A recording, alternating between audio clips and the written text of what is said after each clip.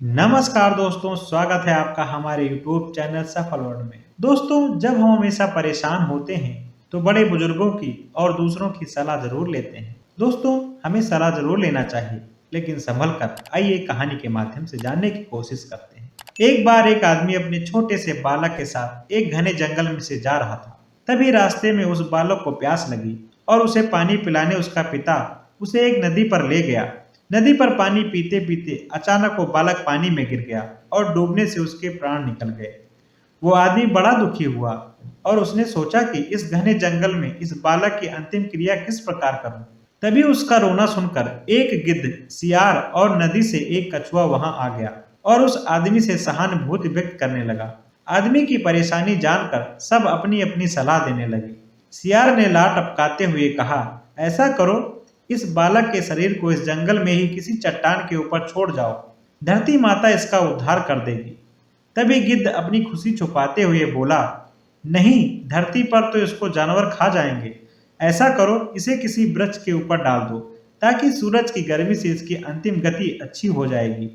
उन दोनों की बातें सुनकर कछुआ भी अपनी भूख को छुपाते हुए बोला, नहीं नहीं, आप इन दोनों की बातों में मत आओ। इस बालक की जान पानी में गई है, इसलिए आप इसे नदी में ही बहा दो। और इसके बाद तीनों अपने अपने कहे अनुसार उस आदमी पर जोर डालने लगे।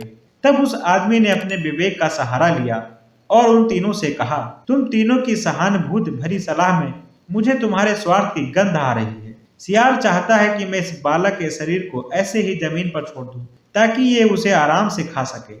और गिद्ध, तुम किसी पेड़ पर इस बालक के शरीर को इसलिए रखने की सलाह दे रहे हो, ताकि इस सियार को और कछुए से बचकर आराम से तुम दावत उड़ा सको। और कछुआ, तुम नदी के अंदर रहते हो, इसलिए नदी में अपनी दावत का इंतजाम कर रहे हो। तुम्हें सलाह देने के लिए धन्यवाद, लेकिन मैं इस बालक के शरीर को अग्नि को समर्पित करूंगा, न कि तुम्हारा भोजन बनने दूंगा। यह सुनकर वो तीनों अपना मुंह लेकर वहां से चले गए। दोस्तों, मैं यह नहीं कह रहा कि हर व्यक्ति आपको स्वार्थ भरी सलाह देगा, लेकिन आज के इस कॉम्पिटिटिव युग में हम अगर अपने विवेक की छलनी से किसी सलाह को छान ले तो शायद ज्यादा सही रहेगा। हो सकता है कि आप लोग मेरी बात से पूरी तरह सहमत ना हो, पर कहीं ना कहीं आज के युग में भी तो सच है।